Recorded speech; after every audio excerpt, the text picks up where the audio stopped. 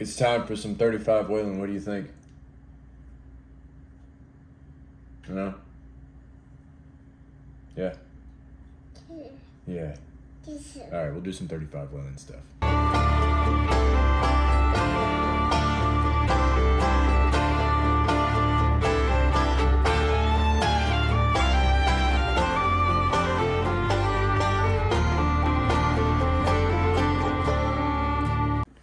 All right, I got you all set up as best as I can.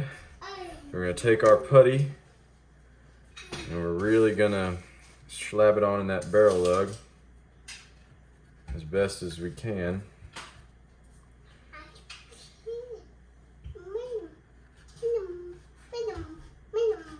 I'm gonna sort of spread that over. Are you coming up to help, bud? Is that what's going on? No firearms in the vicinity are loaded. No firearms are in the vicinity of children when loaded. Just your disclaimer. So there we go. I'd say that's pretty well tacked up. Sort of scoot that around. And this hole's gonna clear when I put the screw in with the release agent.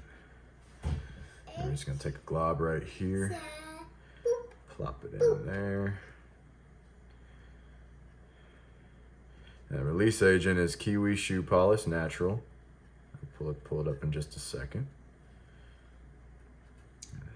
I'm sure there's guys out there right now. Look how fucking sloppy. Well, it's not your gun, so don't worry about it. And like I said, I'm in the business of making shit work. I'm not about in the business of making things pretty. Anyway, this will all smush down, hopefully, allegedly. I don't have a gentle touch, I never have.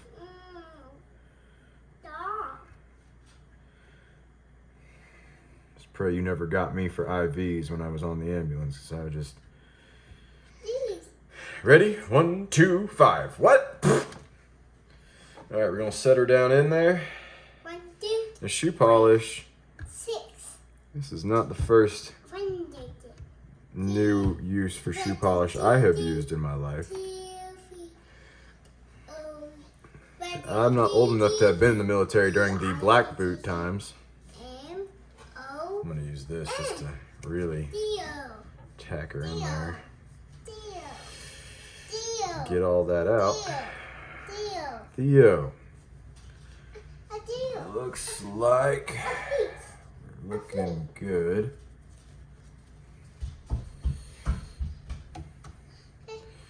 So anyway, 1, 3, 5, my boy, exactly. So yeah, I wasn't in the Army during the Black Boot administration, but I did go to a correctional boot camp when I was 16. Some of you may have heard of it. And that was run by a bunch of old Black Boot generation Army guys.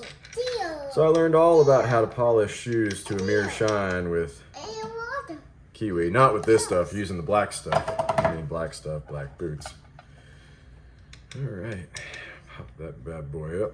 Now what I do, I'm just gonna give it a flip. That's right, boy. Pop that in. Pop that in. No. I was sitting on my meat scale right now. This is not the right screwdriver. Okay. I'm back and I found the right screwdriver. I'm just gonna go ahead and just put that one in loosely. I really like, in the past, I've always liked to really get the back one down first. Just really get it just snug. Doesn't have to be crazy. It's exciting, bud. It's again snug, not crazy. And we'll just snug that one up. Not crazy. Finesse. Flip it back over. Check for spots where it could be coming through. I use the old screwdriver.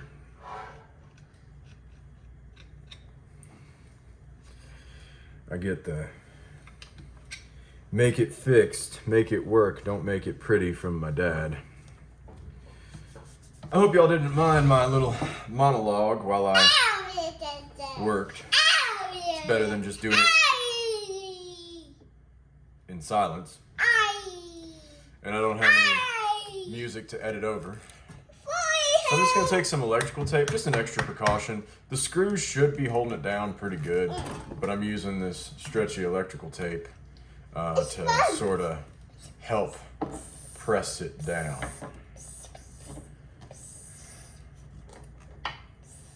And we'll just wrap it several times.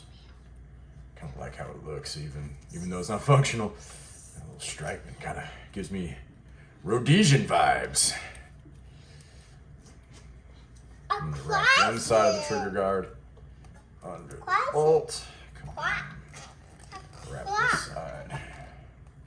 And hopefully, if we did everything right, tomorrow, or maybe as soon as tonight, we'll be able to release this thing. And I'll be able to start sanding down on the barrel.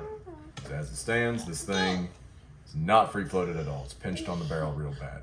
So stay tuned. And we're back. It's been 24 hours. Here we are in the shop. It's actually a lot cooler today, so it's bearable.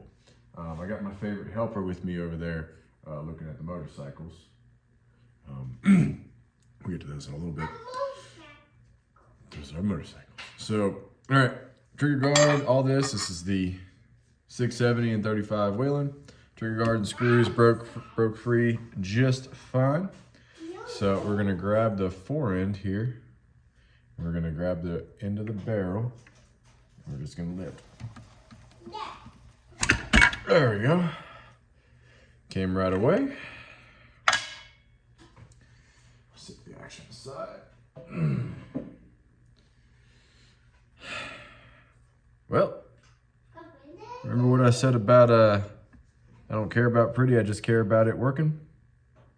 It's gonna apply here. So, oh, it's even on. There we are. It's not gorgeous by any means, but that lug there is more than sufficiently coated, which is what's gonna take the majority of the recoil. The back here, it's not great. Apologize, I was shooting on my phone, so I can't quite remember where I left off. I got a phone call, so I had to stop the video. Okay, so this side, I think I was talking about how it's good to have it supported, which it is. It's ugly as sin, but it's good to have it supported. But really your main effort is right there. Now there's another video on here, I just want to say for disclaimer, by an older gentleman, I don't want to say an elder, but he's older than me. He's doing it very correctly and very, very well.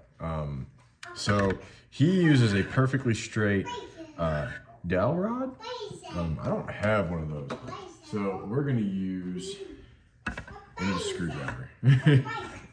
Really, we're just gonna take this and run it along the inside and sand it.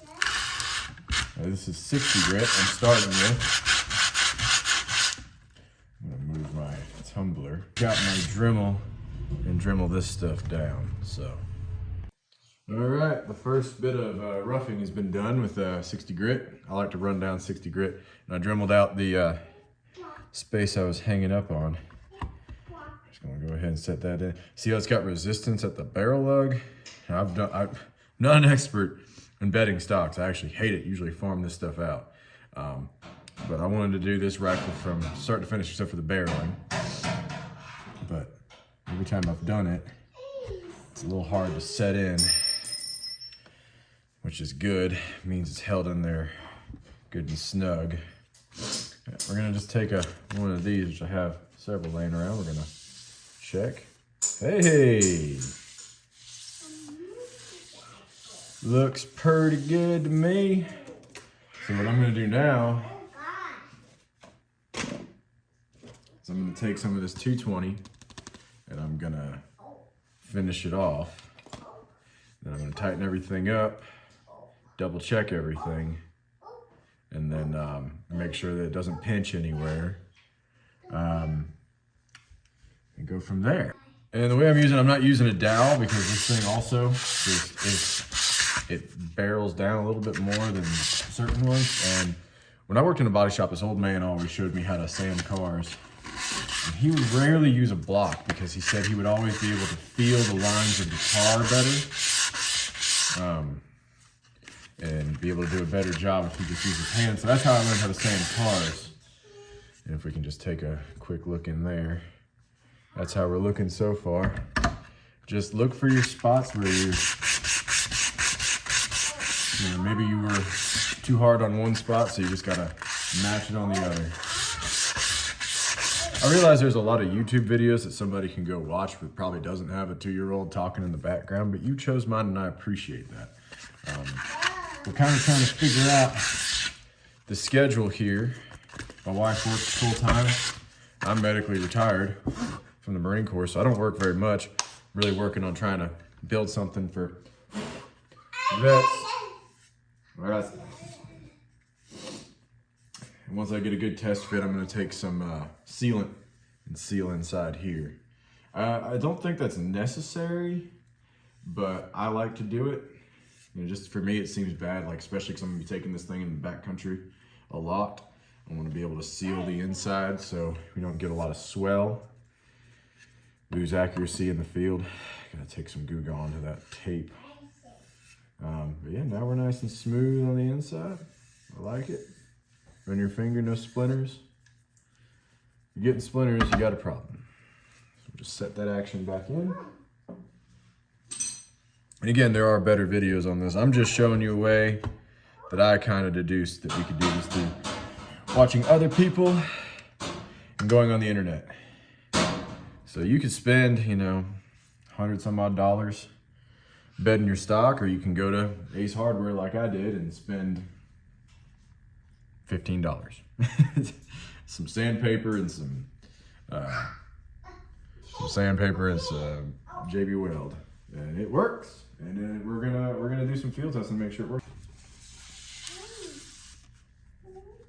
Yep. All right. Flip it over.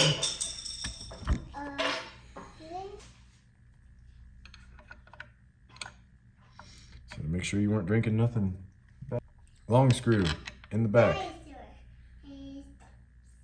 Next longest screw in the middle. Shortest one in the front. Screw a driver.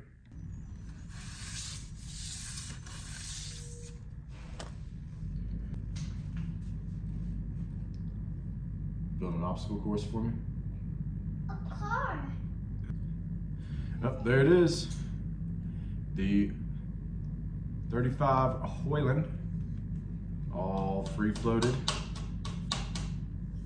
Building accurate rifles. I'm not the authority on it, but I can show you how to do it just good enough to get it done.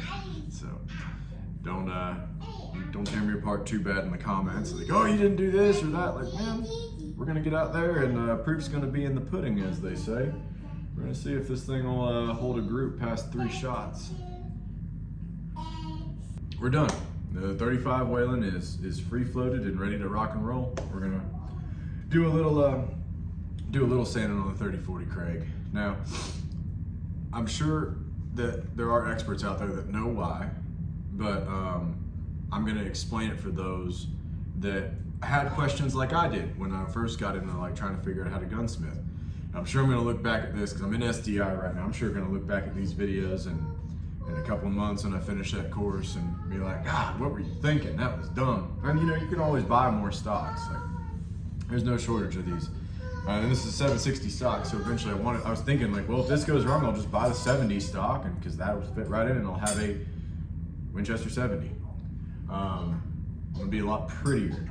But this is a budget build. I spent maybe 20 bucks on building, on bedding it. I spent $450 on the barrel, $450, $500 somewhere on the barrel, $150 on the gun, and the optic I've had. So still, even if I bought an optic, I think we're still coming in under $1,000. You can't buy a 35 Whelen for $1,000, and if you do buy a 35 Whelen for that, it's going to be the old 1 in 16 twist ones that were made back in the 80s. You can buy the single shots, I believe CVA makes them, but if you want a bolt action 35 Whelen, you're gonna pay out the nose for them because hardly nobody chambers for them anymore. And the ones that did chamber for them were few and far between even when they did chamber for them. So anyway, to answer the questions as to why you have to bed, yeah, you could probably, because when I first saw it, I was like, well, I could just, you know, take wood out of here, just sand it and skip the whole bedding process. The bedding process is a crucial process because that you need that rigidity in the stock, especially in wood stocks. You need that rigidity to have a good solid base. That way after you go to sanding and that barrel's moving around finally, it's whipping like it's supposed to, it's not knocking the whole other action around. You've got something solid it's sitting against. Wood compresses. The cheaper synthetic stocks of today can compress. Like it's good to get those bedded. It's good to get synthetic stocks bedded. And not sure where I left off. My son was getting into something he shouldn't be. Right. But so anyway, it gives you that rigidity on those pinch points. It's stronger than wood, so you use JB Weld or fiberglass compound or something or another to get it, just to give it that rigidity, bonded to the stock. So now we have, hopefully we have an accurate rifle. Sorry for the jumping around. Mama came out. So anyway, we're gonna take this little quick, easy, dries in 1 hour. We're not looking for super fancy. It's the inside of the stock, ain't nobody gonna see it. So anyway, that portion here that I've sanded down on the edges, a little better. Take some of this, a little bit of paper towels. Dip, just a little bit, and start putting in there.